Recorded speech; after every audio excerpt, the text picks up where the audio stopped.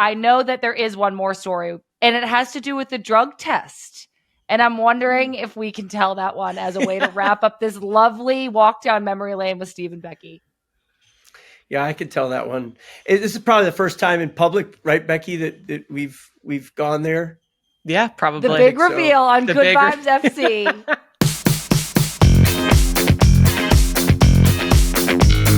Hi, everybody, and welcome to Good Vibes FC. I'm Sam Mewis, coming to you from the Women's Game World Headquarters in Vermont. And I'm Becky Sauerbrunn, coming to you from Portland, Oregon. I'm finally emerging from my introversion cave. Oh my gosh. Becky, you have had a lot to be introverted about. You've been very busy. We're going to talk all about it. Good Vibes FC is presented by Olipop. Use code TWG20 for 20% off at drinkolipop.com. Today on the podcast, we're going to catch up on a very busy week for both of us with Becky's retirement celebrations, birthday, travel, and my Vermont live show. We'll also get into this past weekend's NWSL action, which saw the return of Rose Lavelle. And we're joined by coaching legend Steve Swanson to keep the Becky celebration going. I think he has some funny stories for us. But before all of that, we have something very exciting to tell you. The women's game and Men in Blazers are coming to DC on June 30th for a live show presented by Allstate, ahead of the U.S. Women's National Team game against Canada on July 2nd. And Becky will be joining us. It's going to be such a fun night in DC at the historic Howard Theater. Raj, Becky, and I will be joined by some incredible guests to discuss the history of the USA versus Canada rivalry. And we want you all to join us. So grab tickets before they sell out. We'll put a link in the show notes. Becky, are you so excited? I'm so excited. I feel like whenever I get to do a live show with you, it is about rivalries. And I love me a USA-Canada rivalry game. It is just so good. So much goes into it. Well, I'm literally so glad that we are not rivals, because that would just be the worst. Yeah, I wouldn't enjoy that. I wouldn't either. All right, Becky, can't wait for the live show. You and I have so much to catch up on. Talk to us about the whirlwind last 10 days, 2 weeks you've had. You celebrated your retirement with U.S. Soccer last week at the U.S. Women's National Team game. You broadcasted. How was the whole experience for you? So I really thought that I was going to have just like a nice little pregame retirement ceremony in St. Louis, that on the pregame broadcast show, we were just going to talk about it for a little bit and then immediately get into Jamaica. Right. And the broadcast team, the host of the show, Sarah Walsh, sent me a script, which she always does, like match day -1, that kind of just tees me up for how she's going to ask certain questions so that I can kind of start doing a little bit of a dive into the players that we might talk about, maybe find some interesting stats. She sent me a fake script. We had a run of show Zoom with the entire broadcast team that was fake. That is such commitment. There was so much work that went into keeping me in the dark for this pregame show, for all the shows, because the postgame show, I had no idea that stuff was going to happen. But the pregame, like the Thierry Henry message, the Taylor Twellman, the Lori Kolupny, like all of those, I had no idea. None. I was like fully prepared to talk about Jamaica, and I had prepared some good notes for Kat Macario and Naomi Girma, like all these things. And they got me so good. And it just kept coming. Like when Lynn came over with the birthday cake, had no idea. I was like thinking about final thoughts of the match and what to look forward to the next FIFA window. And then there was the gift with the baby clothes, and it just kept coming. And I kept getting duped and duped and duped. And it was so uncomfortable, Sam. I was going to say, like, are you mad? I'm not mad at all, because it was so lovely and worth all the sweat and being awkward and uncomfortable, because to me, it was so touching that people actually took the time and the effort to trick me. Like, people cared. Aww. And that's, I think, what was so touching about the whole evening, is that people really wanted me to feel celebrated. And I was thinking, okay, I'd get my wave to the crowd, and I'd get, a few things to say on the broadcast, but it turned into like this whole like celebration. And it was really nice. Oh my gosh. Well, I'm so happy to hear that. The whole time I was watching you, my favorite moment, I have a few favorite moments. One was your face when Thierry Henry was on screen talking to you. Yeah. Two, all I've been talking about was how he winked at you. I'm literally like, oh my God, like, is he hot? Like, what's happening? That's so funny, because you brought it up. You sent it to a text to me. I texted you and I was like, he just right away. And then I didn't notice that. And then immediately after you, Zola, my partner, he texted me and he was like, it seems like me and Thierry Henry are going to fight. And I was like, what are you guys talking about? Yeah, he gave you a good wink. That got me. That I was like, oh my God, Becky. Wow. But seeing your face as you watch the whole thing, I was like, she is uncomfortable, but it did seem like you were like so just surprised in a really like earnest and genuine way. And like, I'm so glad to hear that you absorbed so much of the love, because even though we all know that you'll hate it, I think everybody just wants you to feel how appreciated you are by the soccer community and how loved you are and how much you deserve to be recognized and celebrated for everything that you've done. Another very viral moment is living rent free in my mind. You're standing at the desk after the game. You open up a onesie. Kat Macario turns to someone next to her and goes, oh my God, what? Is she pregnant? She had no idea. I'm like, is Kat Macario living under a rock? And should she be on our Under a Rock segment? Well, I mean, the only place that we had talked about it was on this podcast. So maybe just word hadn't got around. And then I would think that now that it was on a national broadcast, it's probably more around. Yeah, but I think so. I saw the clip of her in the background and just like, and like talking to somebody, and they're like, funny. Yeah, and then she goes, so oh, it's literally like, you couldn't tell. It's so good and so funny, and honestly, like so Kat. I actually love it so much. Is there one moment from the whole thing that sticks out to you? Just the effort with the fake script, and we even leading up to, we do a rehearsal before we actually go live. And they said the cameras had gone down. So Sarah was just going to kind of talk us through the run of show, when usually we like see all the things that are going to be up on the television. And it was just so orchestrated. And I'm just like, you can't believe you guys wasted time and energy to do all of this just to keep me in the dark. So I think I'm just so touched by their deception. I'm like touched and kind of jealous, because I'm kind of like, oh, I should have like written a whole fake podcast. Yeah, next time. And clearly you don't care about me, Sam. I know, Becky. I knew. Okay, yeah. Now I know what will get through to you to show you that I love you. So I'm going to write you a fake show.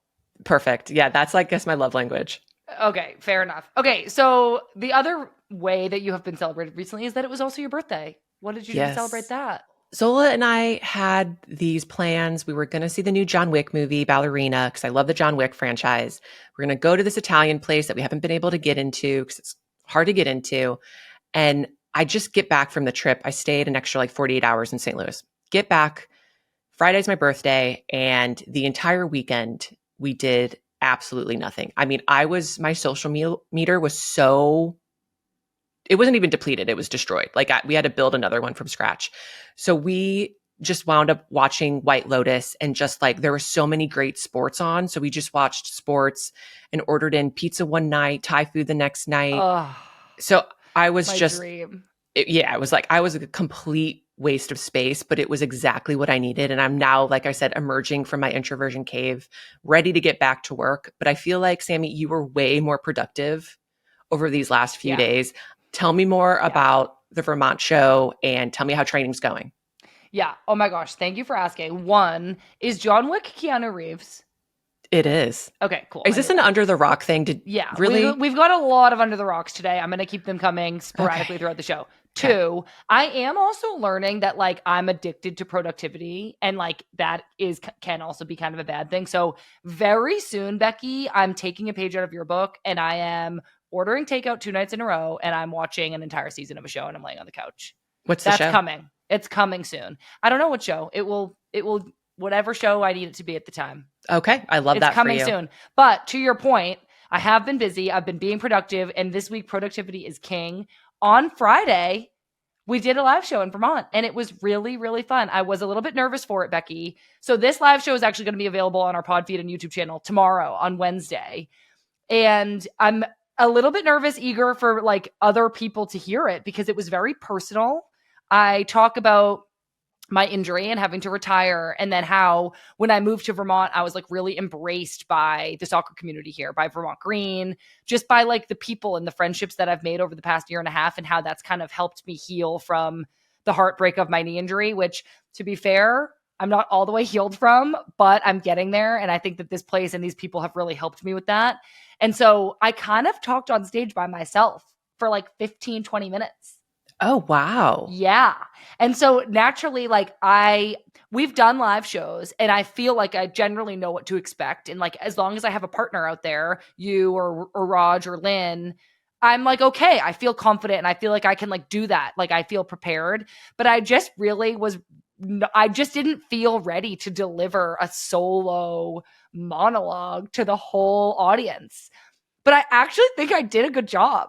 I cannot wait to listen. I'm so excited to listen to it tomorrow. I'm excited for you to listen to it, and I would love notes and feedback. But then I had on some of the people in this soccer community here that have helped me make me feel so welcome.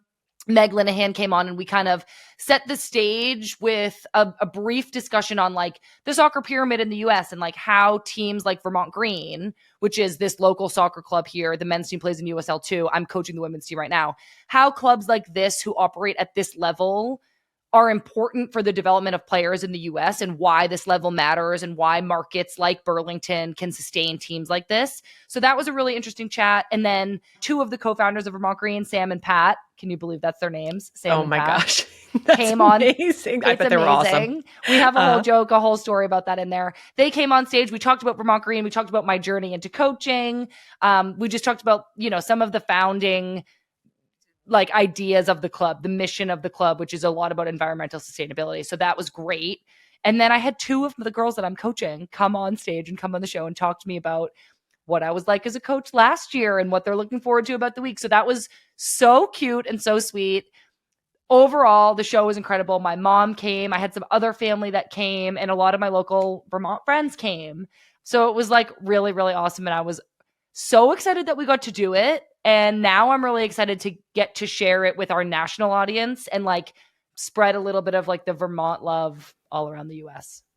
Sam, that sounds like absolutely lovely. And I'm not at all surprised that you have been so well received in any community. Like we've talked about it before, but your superpower is your earnestness. And I feel like when people have and see that, they just want to give it back. They just want to give all that love back to you. And so I am not surprised. I'm so excited to listen to it. I hope everyone listens to it.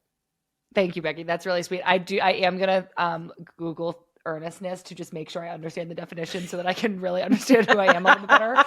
But it sounds like a great word. And I'm honored that you would use it about me. So yeah, Vermont, here I am. Vermont Green is happening. We've coached 2 training sessions. I have such a great staff helping me. And thank God, because coaching is hard. And so hard. I did run a little bit of a passing drill today. I think it went pretty average. I'm not like thrilled with my performance as like a coach, but I'm learning too. And all the girls know that. And they've been really welcoming and like getting to know them is so fun. I was really proud that I learned everybody's name on the first day, 24 players. Impressive. And I knew some of them from last year, but not all of them. It's been great. How many people would you say returned from last year's? Maybe like 10 to 12. Oh, okay. So you had to learn like a whole half of a team. Yeah. It was good. I really, really, tried hard and I learned them all and it was great. And so we're playing tomorrow night, Wednesday night, and everybody around the whole country can watch the game on YouTube on Vermont Green's YouTube channel if you want. And then we play again on Saturday. Oh, that's awesome. 2-game wonder, hopefully.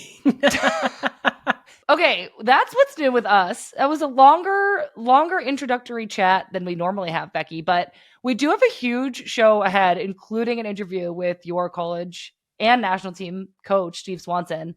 I want to catch up on the NWSL, though, as well.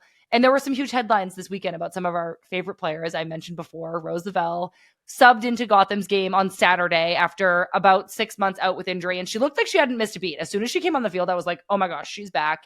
Rose had ankle surgery in the offseason. And so I felt like relieved and so joyful to just see her back out there with Gotham. But unfortunately, Kansas City did beat them. Temwa Chewinga and Michelle Cooper scored their goals. Kansas City won 2-1. But Becky, I'm curious what you made of that game, what you made of Rose's return.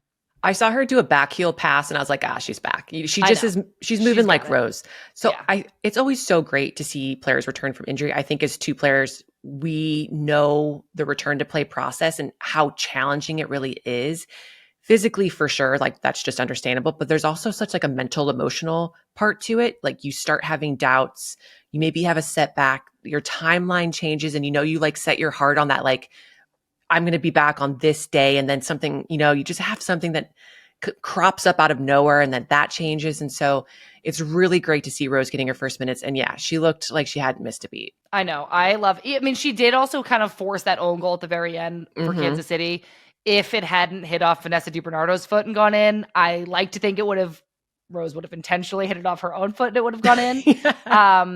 And I kind of am feeling like Gotham needs this little bit of, I don't know, resurgence, like energy from Rose. They've now dropped to 10th place in the standings.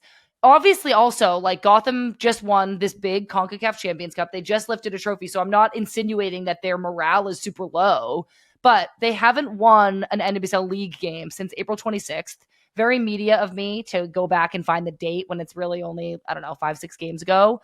But I just think overall they've been up and down this season. So looking ahead, they have Utah and Bay as their two opponents before this long July break, which is another 5 weeks away from league play. And that's coming up fast. There's that international window for the Euros, WAFCON, and Copa America. How important, Becky, do you think it is for Gotham to win these last 2 games, to start getting more consistent results before they go on this big break? I have had coaches talk about winning being like deodorant. And I think getting a couple of those wins before break can really set the tone of what that time away from league play and what it feels like. Can you explain the deodorant analogy? Yeah, it's also, I could say like a metaphor, like papering over the cracks. Like it just makes things a little bit better. Like clearly you're still going to learn from the games and everything, but the feeling, the vibe of the group, it's just deodorant. It smells nice. It's masking the odors. Well, I'm just trying to take the analogy and be like, okay, so if winning is like wearing deodorant, then losing is just like being smelly. Potentially, yes. I guess that would also be part of the metaphor. I don't know if this coach thought this metaphor all the way through. That's also fair. I'll talk to him about it. But as I was saying, there is a difference between being in a panic and feeling like you're having to chase wins as opposed to the feeling of like working towards something. And I feel like if you have that winning vibe going into this long break, those 5 weeks can feel like, okay, we're just building towards something, as opposed to like when you're chasing a game and it's just like you're throwing everything at the wall and hoping that something sticks. And I know that teams, are kind of internally inside the locker room, teams aren't walking around going, oh my God, we're in 10th. Like, what a nightmare. But I do think that like going into a big long break and training for 5 weeks and feeling in your head like, oh my God, we're in 10th. Like, it's kind of like foreboding. And you want to start thinking ahead about the year. Like, what is the rest of our season going to look like? What are we building to? Can we win the league? And you don't want to think too far ahead. Can we make playoffs? Are we in contention? And I think that it's easier when things go poorly when you're in this mindset of like, uh-oh, exactly kind of what you're saying. Whereas if they get these 2 wins, they go into a big long break, they're just like, okay, like we're back. We're maybe in 8th, 7th. Like we're fighting for everything still. And let's use this break to really work. So I do think that these next couple of weeks are super important for all teams, but especially for teams who, the mindset, the energy, the chemistry could go up or down depending on how they're feeling during the break. Exactly. Angel City are another team who've had some ups and downs this season. They tied Chicago this past weekend. And this game had some notable headlines itself. First, Savvy King was back in the stands for Angel City. Obviously, a few weeks ago, we saw Savvy King go down. It was really scary. She got heart surgery, but she was back in the stands with her teammates. Everybody was celebrating her, and that was so fun to see. Yeah, it was almost for me like that Leonardo DiCaprio meme where he's like snapping and looking at the television, because I'm just like sitting in my chair watching the broadcast, and the first time they showed her, I was like, it's Savvy! I just like screamed. Oh my gosh. And she looked so happy. Her teammates looked so happy. So that was a huge moment for Angel City. And honestly, for all NWSL fans, all humans, like what a difficult thing to witness and what a happy thing to see her back in the stands. It was also Angel City's first game under their new head coach, Alexander Strauss, who came over from Bayern Munich after a really great season there. He's taking over for interim head coach Sam Lady, who led Angel City to 4 wins, 4 losses, and 2 ties. Pretty good. I feel like that's pretty much even. I think that's what you call exactly even. Is that literally batting 500? With the ties, I don't know, does that play into it at all? But 4-4, I mean, there you go. 4-4, yeah, 2 ties that were literally even. And also what I will just say about what I just said is that I don't know what batting 500 means. So if that's what it is, great. I think you're right. Cool. But tying Chicago, interesting. Chicago are still in last place, and they took the lead on Angel City in the second half, thanks to an incredible shot from Ali Schlegel. Becky, I was wondering if you saw that goal. Did I ever? I was not well, she picks the ball up at half field and it like just goes on a run. And I'm like, okay, she's going to pass it. And I think Angel City also thought she was going to pass it, but then she just hits this rocket and it slices off of her foot and just bends to her right. And I screamed. I was like, golazo. It was sick. Me and Pat have taken to calling Ali Schlegel Schlegs. I don't know Ali Schlegel. When she scored this goal, me and Pat were both like, you just got schlegged. And I was like that. That's a new thing that's going to be going around the league very soon, if I have anything to say about it. And Sammy, did you see the first goal by Chicago? I have watched a lot of soccer in my life, and I have never seen a deflection like that go into the goal. That was like, when they call a shot cross a schrosh, that was like a schross. That was like a schroflection. I love that. That could also be a t-shirt. I know. You got schlegged. Guys, I will keep these coming. Schlegged. You just got schlegged. And schroflection. Yeah, that's money right there. Angel City is like, we hate you, Sam. Yep, probably. Okay, so Ali Schlegel was goal of the week in my book, easily. Schlegel, schlegged, incredible. There were a couple of other goal of the week nominations. Emma Sears scored a banger in Louisville's win. Louisville are now in 6th place. They're on quite a roll. Sally Menti had a long-range shot that was also really nice in Seattle's win over San Diego. Seattle are now in 5th place. Okay, go off Seattle and Louisville. And then Alyssa Melanson secured a win for Bay with a really low probability, bad angle finish. That was really impressive. It was one of those where it's the only thing I could do is blast this high, and it went in, and it was pretty sick. And then, Becky, we need to talk about the Spirits, Brittany Ratcliffe, for a second. All me and Lynn talk about when we talk about Brittany Ratcliffe is how she ruined the North Carolina Courage's perfect season. Becky, you have also been in on that story. It's kind of like this recurring theme of Good Vibes 2025. Brittany Ratcliffe, of course, league veteran. She just continues to be the bane of North Carolina's existence. She really does. And I think anytime that we get to talk about Britt, we really should, because she's just so great. But that game, she had herself a game. And the assist to the first goal, and then the header goal for good. So good. And then she almost scored again. She had this really great, she cut it back onto her left foot and had this curler that clanged off the post. And I'm like, just give it to her. Let her have 2 more goals. She had herself a day. It was awesome. I know. So the Spirit came away with the win on that one. And other huge news in DC besides the win is that Trinity Rodman was back in the house. That was also such a joy to see. I feel like my 3 biggest headlines of the weekend were Rose is back, Savvy's back, Trin is back. And so I know everybody, NWSL fans, are rejoicing everywhere for all 3 of these things. And hopefully, depending on how Trin is feeling, hopefully this means that we'll see her back on the field sooner rather than later. It was really cute to watch her and Ashley Sanchez.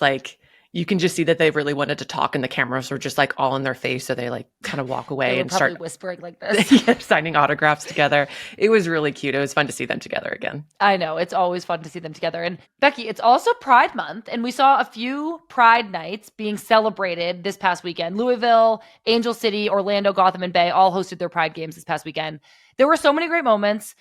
Cool tifos. There was so much love in the air. I was wondering if you had a favorite Pride moment from the games this weekend. I don't think I can choose. I loved Gotham's tifo. I love that Bay had the drag queen. So I'm just kind of let's bring all the love for Pride Month. Totally agree. I also, I think the rainbow smoke was at Angel City, and it was so beautiful and so cool. And I just loved that. I thought that was so cute. And then Angel City also had the Pink Pony Club tifo, which I was like, ugh. Love it. Slay. Love it. Love a chaperone reference. Love the tifo. Love that it was Pride Night. Becky, I also wanted to use this Pride celebration to talk about your Playing for Pride campaign. We're playing for Pride. I know. I've told them already. Stoked. I know. And so we're definitely going to post our links up onto our socials so we can start the fundraising. But the annual campaign, Playing for Pride, it's by Athlete Ally that supports the LGBTQI community by raising money for local organizations, especially in Texas and Florida. And these local organizations are directly supporting these athletes. And so I'm going to donate money per mile that I walk, run, bike, hike, whatever. And Sam, it sounds like you're donating money per podcast. And since you are a content queen, we know that'll be a lot. But if you want to join Playing for Pride, pick any metric that you want. You know, I joked about like loading the dishwasher last campaign because I should get money for doing that because I really am not good at doing it. And every time I do, I'm like, this is a sense of accomplishment. So you can literally pick whatever you want and just think like, okay, I'm going to donate this amount of money. And yeah, look on our socials for these links and like, let's get this party. Let's continue it going. I know, Becky, I love that so much. I didn't read the instructions when I chose podcasts. I just think I've always got pods on the brain. You know how it is. You do. It is supposed to be a fitness metric, but to your point, people can do it about whatever they want. You just pick the metric and then you donate based on how many of those things that you do. And I do just want to say that we're living in a really difficult time. And I think that Pride is an opportunity to celebrate a community that's going through a lot right now. And so, Becky, you encouraged me to do Playing for Pride with you. And I'm really honored that you did that. I'm honored that I get to be a part of it. And so I'm excited to make more podcasts and donate more money to the cause. Let's do it. Okay, there was one other announcement out of the NWSL last week that I want to touch on. There will now be intra-league loans allowed for all teams. So teams can loan players to other NWSL teams, which really aligns more with global soccer standards. And I think is a good thing for players. They will still have to consent to the loan, just like they have to consent to get traded. So it aligns this rule change with CBA standards. But I see this as an opportunity, for example, for teams to invest in young talent, but not make them sit on the bench all season if there's a player ahead of them in their spot. They have the option to send them out on loan for potentially more playing time at what could be like a really crucial developmental time in a young player's career. My gut reaction is that anytime a player has the freedom and the autonomy to find environments that are more conducive to their development, like it's a good thing. And I hope that sentiment just continues. Yeah, exactly. I think this rule change for the intra-league loans, there was kind of like an additional announcement with this that Boston and Denver will be allowed to spend significantly more money to build their rosters for next year because they're becoming the first expansion teams to join the NWSL since we got rid of the draft. So like realistically, they're going to need some more resources in order to build these rosters from scratch. And the reason why this kind of all ties together is because Boston and Denver can now start signing players on July 1st, which is less than a month away. But imagine if, that's the transfer window for European players, but imagine you sign with Boston or Denver in July. Where are you going to play until next March when the league starts up again? So let's say a European player wants to come and play for Boston or Denver. Boston or Denver can sign them, but then put them out in an intra-league loan for the rest of the season. I just feel like that would have been so awkward to be like, yeah, I'll come play for you, but it's 8 or 9 months away. So it just feels like the new CBA coupled with the expansion teams really called for these kind of updates to the rules. Yeah, that makes a lot of sense. Okay, Becky, well, speaking of expansion and Boston Legacy unveiled their crest this weekend, and it's time for our Olipop Gut Check of the Week. What do you got going? I have a vintage cola. I've been waiting for this all day. Dr. Goodwin. Dr. Goodwin. I tried my first Dr. Goodwin a few weeks ago. Delightful.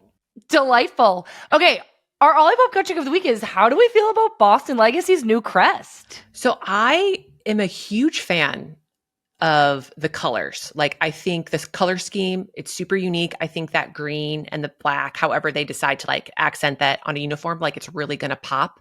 And I also just like the symbology of the swan, especially like the 8 feathers supposed to represent the 8 original NWSL teams, what Boston being one of those teams, and that they're angled to reflect the architecture of the Zakim Bridge. And I think that's so sick that like they're giving a testament to Leonard Zakim, who was a civil rights leader during Boston. So to me, it sounds like the organization after that initial launch, like kind of went on a listening tour and are trying to like learn from past mistakes. And so I think this is a real step forward. What about you? I love that you brought all of that up. You sound like a Bostonian, and I'm kind of obsessed with it. But that has been my experience and my interactions with this club, is that they definitely went on a listening tour. They definitely sought out more feedback from the community. And they have like embraced this idea that you can make a mistake and start over. I love the crest. I think it's super cool. I love the color. I love the swan. Swans are, being from the Boston area myself, swans kind of are this iconic Boston thing. And then the way the team framed up like this is what Swans mean, it did really sound like, wow, this is exactly what you would want this team to represent. Integrity, grit, style, loyalty. Swans defend their territory. Like they're like a little bit aggressive when you're like getting up in their space. And to me, that directly translates to like, we win our games at home. We defend Boston, where we're from. The crest also just says Boston.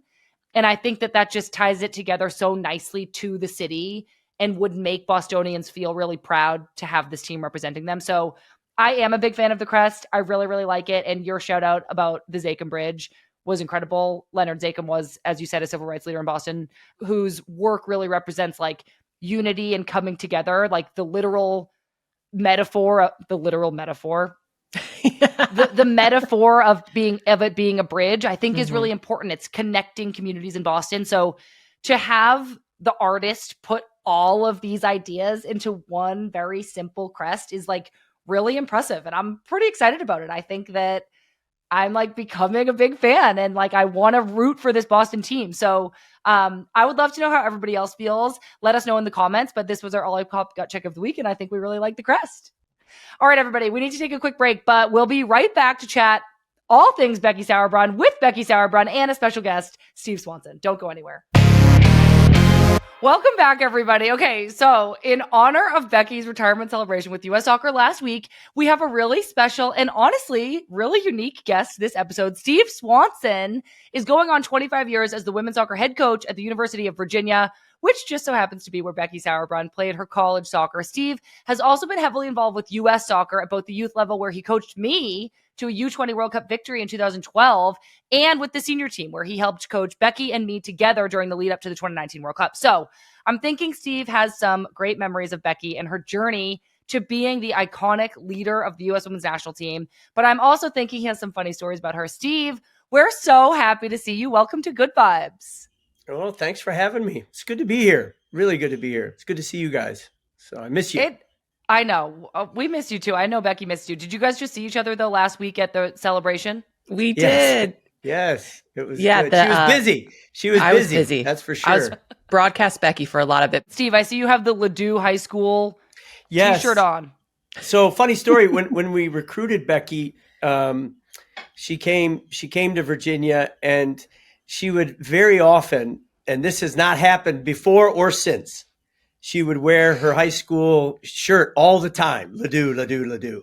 And I thought that was amazing. You know, nobody, it's rare that they have that kind of spirit. But even as a fourth year, Becky would wear the Ladue high school shirt. So when I went back last week, I went to Ladue High School. I said, I got to get a shirt, you know.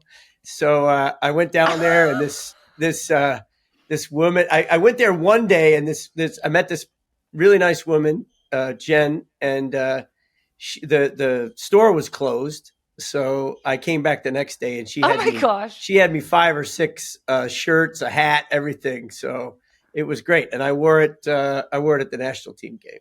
So he made Sonnet put it on too. I made Sonnet wear it as well. Yeah. What an incredible commitment. Becky, what was your high school mascot? The Ram. The Ladue Rams. Steve, you mentioned, meeting Becky when she first came to UVA when she was coming on her visits. Talk to us about your first impressions of Becky. When did you first meet her? And when did you know she was a special player and a special person? I really appreciate you being on, because one of the ways, I was lucky enough to coach Becky on the youth national teams in college and with the full national team. And I feel very fortunate to have that experience. But I thought, when she retired, what's the best way to honor her? And I think the best way is to tell people, especially young players, what they can learn from Becky. I think there's so much there. As you know, Sam, she's a once in a generation type player. And so what can you learn? I think there's a lot to learn there, especially from a defensive standpoint. I know. We're so lucky to have you, Steve. I can't wait to hear all about it. Becky, we're going to get to some of these things that Steve has clocked about you over the years and what he's learned and what he thinks young players should learn about you in your career. What was your first impression of Steve, and when did you know he was going to be an influential coach in your life? So when I first got onto the youth national team and he was the coach, we were learning the flat back 4. So I had only played sweeper stopper, and he introduced this completely different way of defending. And so I had no idea what I was doing. and we were starting to actually record the training sessions and the scrimmages. And that was completely new. So he brought me into a meeting to go over film. And he was just kind of showing me all these clips of like, you're dropping too much here, like you're not with the line here. And I was thinking to myself the whole time, okay, well, this was a really fun, brief foray with the youth national team. It's been great. I'm just going to go back to Missouri and probably never see all these people again. But he was the first coach who had ever broken down film to show me how to defend. And it wasn't just about me defending. It was like my role within the back line and the team, and how as a center back, you can't just focus about yourself. Like if you want to be a center back, it's more about the line and how you lead the entire line. And so that's when I was like, okay, Steve completely changed the way that I'm learning about soccer. And that's when I was like, if he recruits me, I'll probably go to UVA. I'm so interested in this kind of shared appreciation for defending. As somebody who really probably should have put more work into defending myself, I find it fascinating that Steve saw this kind of natural defensiveness in you, Becky, and that's actually really what one of the things that made you so special. Steve, you've told me about how being so elite inside the 18-yard box is not only what wins world tournaments, but it's what set Becky apart from everybody else. So my question for you, Steve, as a coach and as Becky's coach, what did you see in her defensively? Why did you value her as a defender so much? And how did you identify and then come to teach her some of these defensive qualities? Well, I think the first thing, and I'll go back to that first camp because I recalled a story in our first match with the under-16s back in, I think it was around 2001. We played an overage team. So it was a good team to play the under-16 national team with because you couldn't rely on your athleticism. You know, we were playing girls that were 2-3 years older than all of our players. And there's one particular player on the team. Her name was, I still remember her name, Candace Watkins, wherever you are, Candace. Shout out, Candace. You. But Candace was very fast. This happened in the first 10 minutes of the game. Becky dropped like she was playing as a sweeper, which of course gave Candace more space, and she turned and just used her speed to go by Becky and score. And there are two things I remember about that. One is how much pride Becky took in her defending, which you don't see as much, I think, in general. I think more players should take great pride in their 1v1 defending, you know. And I think Becky, from that moment on, I think she understood, hey, this game demanded even more intensity, even more of dedication to the 1v1 individual. So that was the first thing. But the second thing was Becky had to come to grips with how can I deal with a player that might be faster than me? And, you know, the answer might not always be to drop. It might be to step in some cases, or it might be to deny a turn even against a faster player that, instead of getting them faced up. So it was, you know, it was those two things combined. I think she would probably say, wow, it's interesting you said what you said, Becky, that at the end of the camp you thought you were towards the bottom. But in my opinion, she was the top player in the camp. But I think this is another thing that Becky does. You know, she's always humble, and she always looks at the ways she can get better. And so she was looking at it like, I have to get better. And she never took anything for granted. Becky is a great athlete. You know, she just wasn't blessed with exceptional sprinter speed. So she couldn't bail herself out of things like that, which is even more impressive from a defensive standpoint. How does she compete, and how has she won against the best teams and the best players in the world? And it's a lot has to do with her experience, her brain, and her positioning. Well, so speaking of that soccer brain, Steve, you told me a story in preparation for this podcast about an example you have of Becky using her soccer brain to maybe outsmart a player who was faster than her. Can you tell us that story? We were playing a fun activation. You were probably there, Sam, at this. It was heading. I was probably losing. I was probably being slow and stupid. You were in the other grid, maybe. But we were. It was in the year, the build up to the 2019 World Cup, and we were in France, where it was a small grid, and the players had to get from one side of the grid to the other. They had a penny in the back of their shorts, so the defender would come out. Tag. Yeah, a defender would come out, and the attacker would have to separate themselves from them, and the defender would try to pull the penny out before they reach the other side of the grid. I tell this story because Becky came up against Crystal Dunn. And as you know, Crystal is the most agile, athletic, explosive player on the team probably that year. I think she quickly realized that in this space, this is not my best.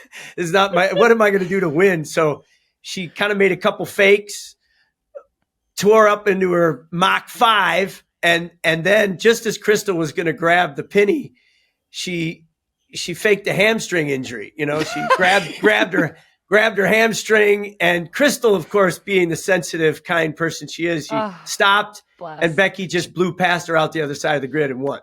So that was. I am not surprised at all. Crystal was very sweet to be worried about me. And just so you guys know, I have pulled that a few times, and it works almost every single time. Because they trust you, Becky. You're ruining your trust. It's because they trust you. I think Becky, when she was playing this, you're in the line and you see, okay, who am I going against? And I can tell you right now, Becky was doing this ahead of time. Okay, I'm going to go against Crystal. All right, what's my, she's assessing herself, and she realized, okay, what's the way I can win this? This is the way I can win this. But this is how she played the game. Her brain is her greatest weapon. And I think it is any player's greatest weapon if they use it in the right ways. And she constantly is looking at the game. She knows what her strengths are, and she knows where her positioning needs to be in order to compensate for maybe if there's a difference in speed, if there's a space issue, and things like that make a difference in games. She looked at the situation, she assessed it, and she went in that game situation and she solved the problem in her own way, in a fun way. But I think that's the way she plays the game. And that's the reason why she's been such a success as a defender. Well, I totally agree. I think the other thing about Becky that this calls to mind, beyond just her soccer brain and her development of not only a defensive mindset, but how can I outsmart my opponent? How can I use what I am good at? And that's maybe my intellect. It's also about her winning mentality. And I have now conjured in my mind an image of Becky tackling Jalen Howell to the ground to win a silly drill in the U.S. Women's National Team camp. And Steve, I'm wondering if you can tell us how you saw Becky's will to win and winning mentality come out throughout her career. Everywhere she's been, she's won. She's won. She's won in high school. She's won with her club team. She's won in college. She's won games at the pro level in 3 different leagues. She even won. I don't think you probably realize this, but she played for several months in Norway in the summer of 2009, and she won that championship with that team. And so there's, if you do all the research, you're going to see Becky's always won, and there's a reason for that. But what you're not going to see, and which I saw every day, was she won in training all the time.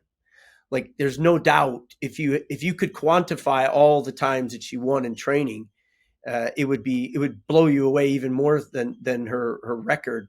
In matches and official games. So I think that had a lot to do with her focus. She was very focused in all her training sessions, and she was very consistent in that focus. I think every soccer training session for Becky was an education, and she's able to process those things and use those in the next training session and the next game and the next game. And I think she took the time to really understand the game, talk about the game, and I think that's helped her.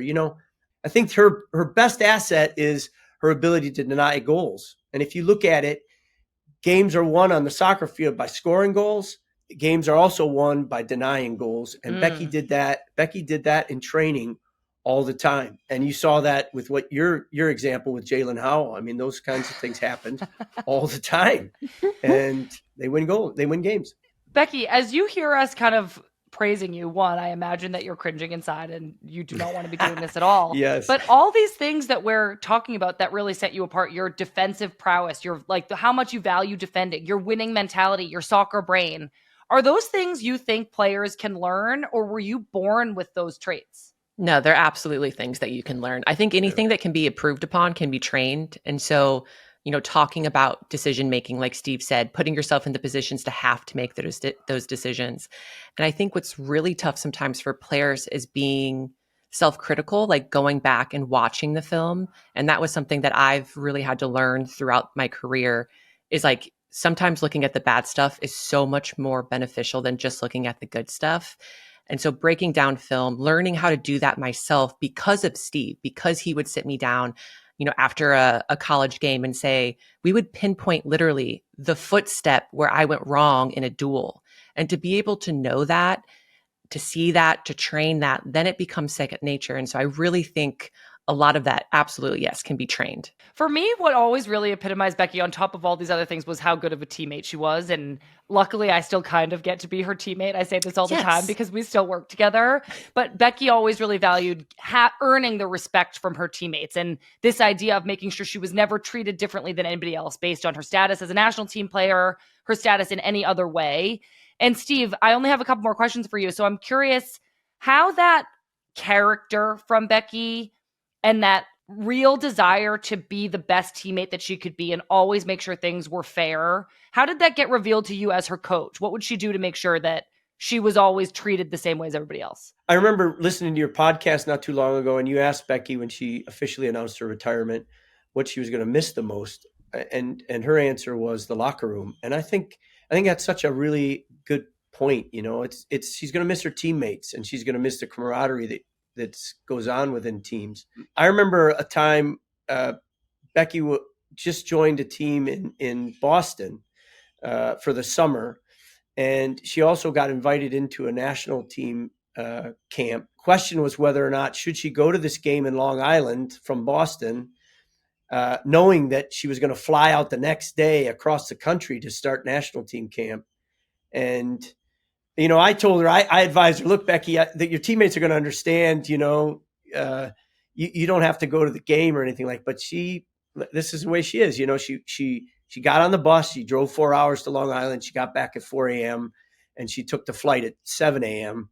And I'm sure it cost her a little bit at the beginning of that camp, but she wanted to earn the respect of her new teammates. It was the first time. And I give her a lot of credit for that, So I think it's things like that. I also remember another time where she was in a national team camp, and I think she heard about a really tough fitness test that we did. Becky, do you remember this? Yeah. She came back, and I couldn't believe it. She called me up and she goes, Steve, I it's important that I do the test. I want to do the test. And I said, Becky, you probably did more than we did. It was an 8-hour time period for a week for our college team. You probably did way more. I said, you don't have to do this. She goes, no, I think it's important that I do this.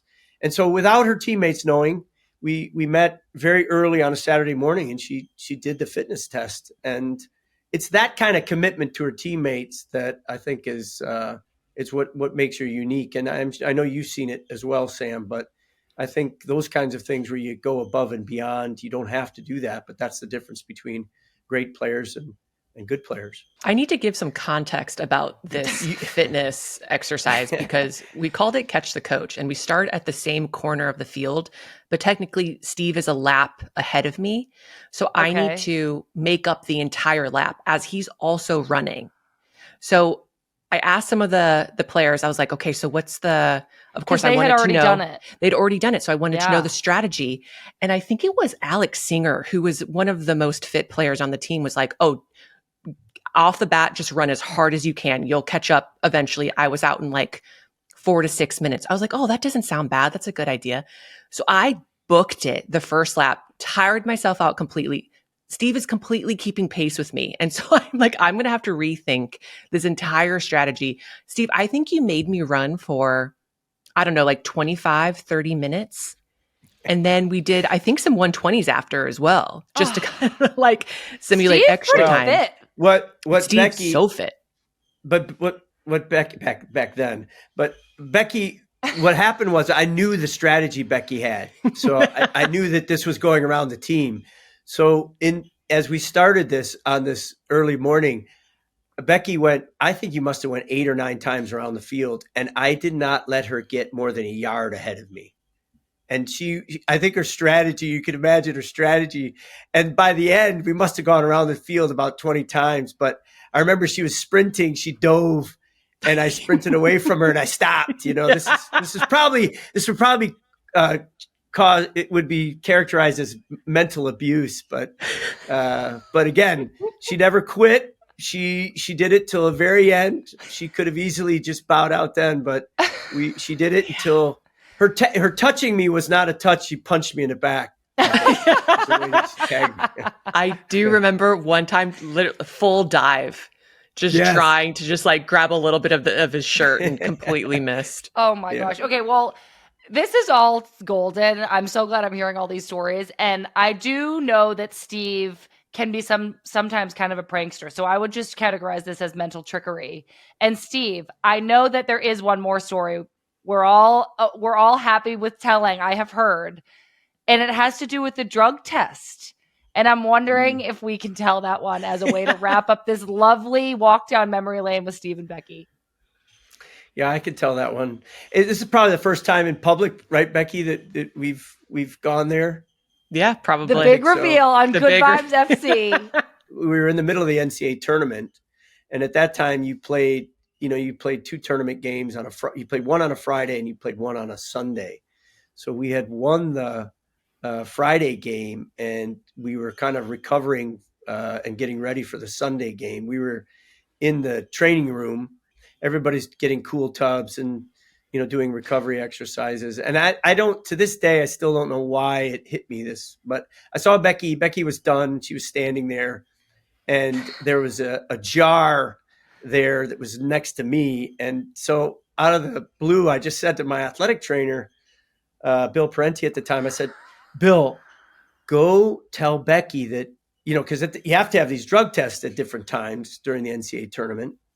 And so I said, Bill, go tell Becky that you've got to do a drug test, but tell her it's not a drug test like you normally do. It's number 2, it's number 2.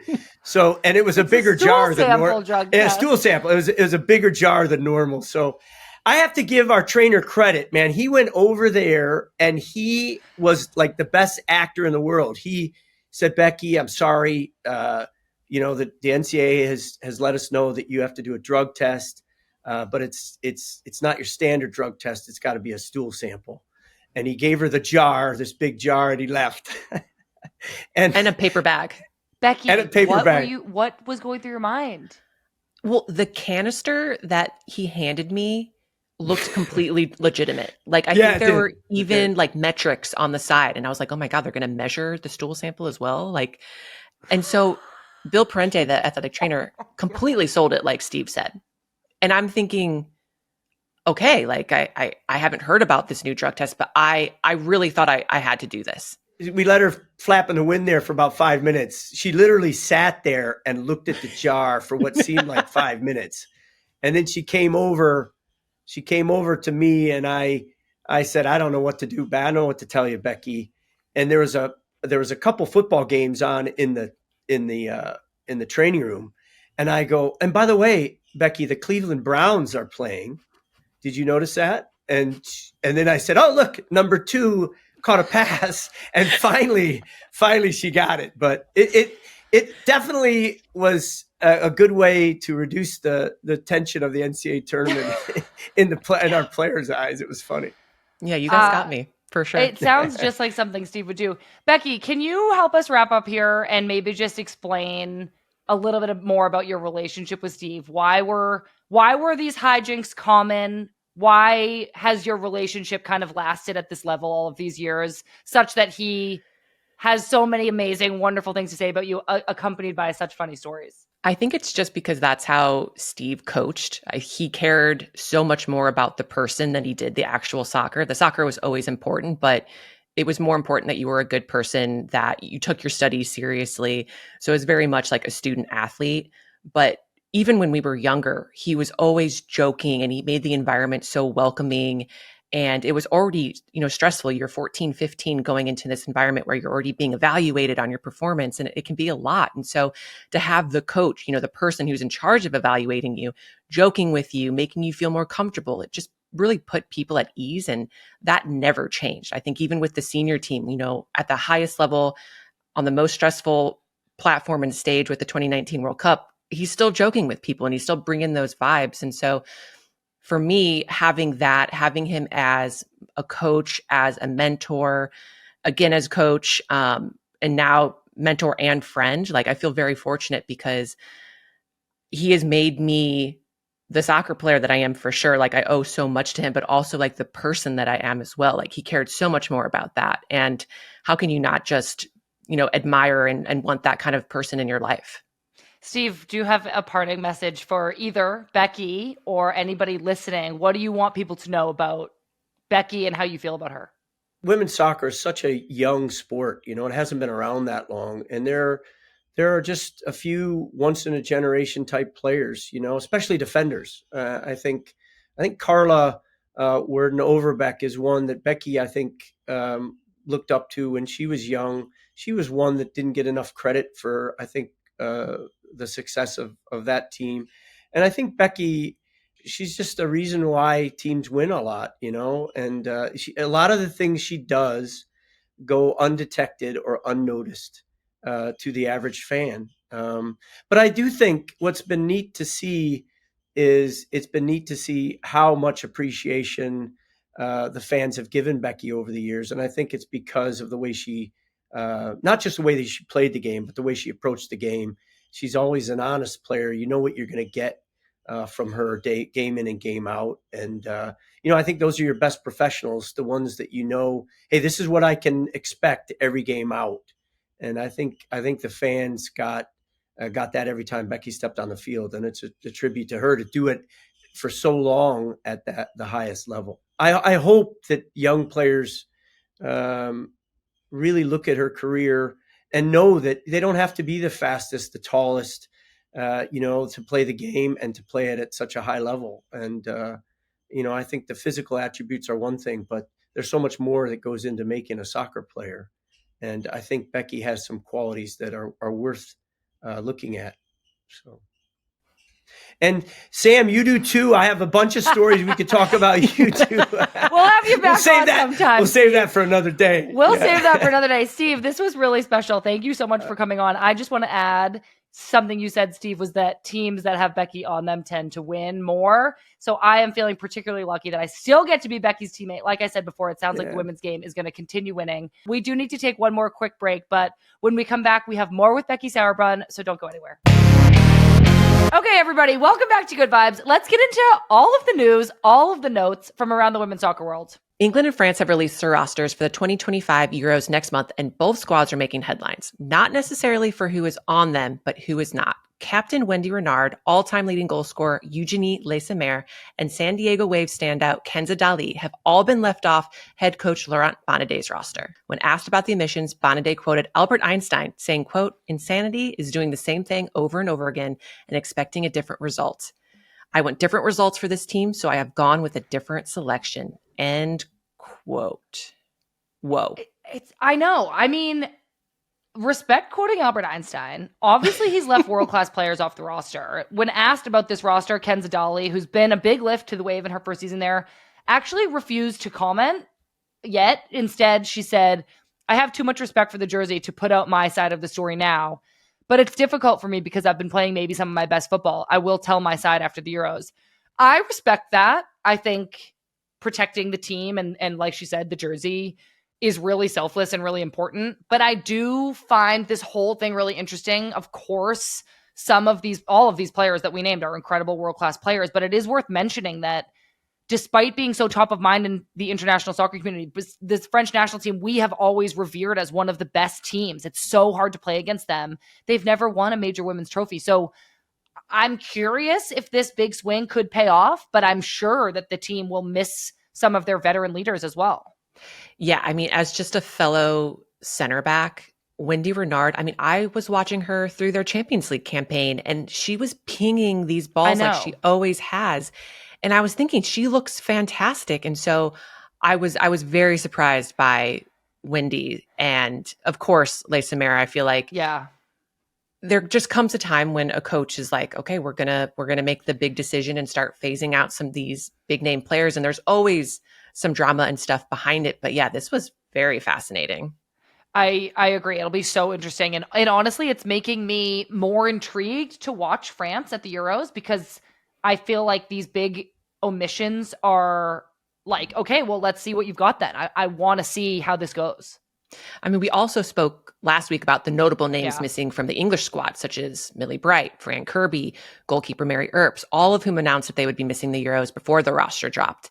Although all of these players seem to be stepping away for unique reasons, a lot of people have been speculating that there's some sort of chaos in head coach Serena Wiegmann's locker room. Last week, Wiegmann weighed in on the rumor saying, quote, "I am really happy with where we are right now. My experiences before is that there's always noise. The attention and visibility of the women's game has increased so much. It seems like there is more noise, but there's just more journalists here," end quote. True. I mean, but I don't know. There is more noise. There are more journalists. In a way, there being more news about women's football is a good thing. I don't know if that answers the question of why all of these things seem to happen at the same time, but another kind of intriguing factor where it's like all eyes are going to be on France and England to kind of see how these things play out. I know my eyeballs are. My eyeballs are glued to the TV. Closer to home here in the U.S., we now know who will be facing off in the very first USL Super League finals. This weekend, the Tampa Bay Sun beat Dallas Trinity, while Fort Lauderdale upset league leaders Carolina Ascent to book their tickets to the championship. The finals will be held this Saturday, June 14th in Tampa, or you can watch it on Peacock. I'm excited for these players, and honestly, congratulations to everybody in the USL on their first ever season. And in case you missed it last week, Becky, I actually spoke to Amber Brooks, who I know you know Amber. Amber captained the Dallas Trinity. She came on this show and she told me about all the things that she thinks makes this league a really exciting opportunity for players and fans alike. So I do recommend people check out that interview. A clip of it is available on our YouTube channel, or you can listen to the whole Good Vibes over again. But the finals this Saturday, I'm excited to see what happens. Yeah, more soccer. Just bring it. More soccer, more opportunities. Love it. Okay, let's go over to the inbox, Becky. We got this awesome email from Casey that says, "Hello, greetings from a Reign season ticket holder. My sister and I went to Rough and Tumble to watch the U.S. game against China. And did you know they have a cocktail named after Lynn? See pic below. Question, what would you want your signature cocktail to be named? And what would the ingredients be? Much love, Casey." Casey included a picture of the leg sleeve Lynn, mezcal, hibiscus syrup, Cointreau, which I don't really know what that is, hibiscus, and fire bitters. I don't know what a lot of these ingredients are. I always have to Google the ingredients to these drinks. Also, I feel like when you have a drink named after you, like you know you've made it. Like people are like, "Oh, I was in Jeopardy," or "I was on the New York Times crossword," and I'm like, nah. It's when you have, yes, a drink named after you. Do you think Olipop would name a flavor after me? Like the Tower of Power or Sammy Media, and then they would just make the flavor like Sammy Bananas, and they make a banana soda. Oh God, would anyone drink that? Would you drink a banana if it said soda Sammy cocktail? Bananas on it? I guess you'd have to, if it's your name. But yeah, that like fake banana taste is not really the best. Sorry, I interrupted you, Becky, because I had to talk about my fake Olipop soda named after me. That's a good one. I think I am drinking mocktails for obvious reasons. So I'm going to go alcohol free. But I think a mocktail with like strawberry and mint, some lime juice, Ooh, like a sweetener, like a agave or honey, and some club soda to make it like sparkly and fresh. yum. And maybe we call it like, I don't know, Becky Sourberries bobblehead or something, or like my pink pre-wrap. So Becky Sourberries pink pre-wrap. I don't know. I think we can play around with the name. I got to workshop it a little bit more. Becky, you're like such a genius. Sourberry is so good. I know it's a little play on my name. What can I say? It's way better than Sammy Bananas.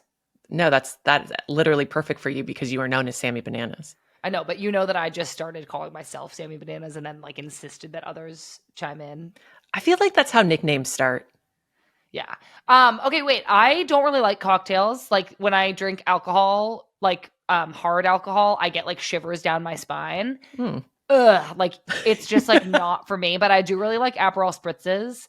So I think I would want to do like either a play on an Aperol spritz or just like a good old fashioned Aperol spritz, because I just don't really think that they need to be like messed with. Do you have like a cute, pithy name for it? Sammy Bananas Aperol spritz. That sounds great. Trademark it. Yeah, Rough and Tumble. If you want to take our mocktail ideas, let us know. You can have them for free. Becky, are you giving yours away for free? Sure. Yeah. I mean, if anyone wants to drink that, go ahead. I mean, okay, I love it. Casey, thank you so much for the question. Thank you for going to Rough and Tumble. I hope you got a Lynn leg sleeve. Is that what it was called? A leg sleeve Lynn. Don't forget, everybody, you can send us questions just like that. That was so much fun for us to answer. Write us an email at womensgamemib@nmblazers.com. We've referenced Under a Rock already several times throughout this podcast. One of the times being that Kat Macario was living under a rock for not knowing that Becky was pregnant. One of the times being that I wasn't positive that Keanu Reeves was John Wick, but it turns out that I really was. And I do have another confession to make for you today, Becky. I don't know if you have anything to share. What's the other confession? So at the Vermont show, our social media manager wanted me to make a video a la Hacks, the show on Max. Do you watch Hacks? I haven't seen it, but I know of it. Good show. Next time you need a decompression weekend, watch Hacks. It's very good. Okay. Basically, we were reanimating one of the scenes, and then another person who works for us was like, Jean Smart, who? And then I under a rock said, who's Jean Smart? Even though we were already talking about Hacks. Oh, so you didn't know the actress's name? Yeah. Oh. But do you know Jean Smart? I mean, I know that she's in Hacks, and I've never seen Hacks before. Oh, I think she's also in Sweet Home Alabama. Yeah, she is. Anne Fraser. How would you spell her first name? Jean. Fascinating. You're correct. How would you? I spelled it Gene in this document that I'm referencing. Oh, I mean, that is a way to spell it. Sometimes you live under a rock. Sometimes you emerge. I'm being honest with everybody about the things that I don't know. And I'm working on them. And I'm Googling. All you can do is make strides to get better. As Steve would say. Okay, Becky, sadly, we have to go. I don't really want to. I'm having literally so much fun. But before we go, I want to leave our listeners with a good vibe like we always do. So it was my birthday, and I have this friend that you know, Katie Donnelly. She makes people piñatas for like big life events. And so she made me a piñata for my birthday, and she dropped it off the other day. And it's an interactive piñata. It's a book, and you can open the pages of the book. And she put in like the story of my life, and she did it in like poem form. It's like the most wonderful gift I've ever received. And there's no chance I'm ever going to break it. So whatever candies are living in there, they're going to be entombed. Oh, there's absolutely candy in there. It's going to be entombed in there for the rest of time, because I cannot break this thing. My heart will just not let it. Hopefully they're just like loose jelly beans that will just like never disintegrate. It gets opened in 200 years and they're just perfectly preserved. I feel like jelly beans would last a long time. Probably. I don't like know why Twinkies. I'm talking about loose jelly beans. That sounds like a wonderful gift. It's an amazing gift. Why was that the first candy that popped into my head was loose jelly beans? I don't know. I would have thought you would have said something about Reese's Pieces and then said Reese's Pieces, which would have started a whole nother thing. Naturally. Reese's Pieces. What a wonderful gift, Becky. What a great friend. I know. Just touched again by people just taking the time and energy and the thought to like do something like that. It's really nice. It's so nice. All right. My good vibe. I'm trying to decide between multiple good vibes because I've just had a really great week. You can have multiple. I could do multiple.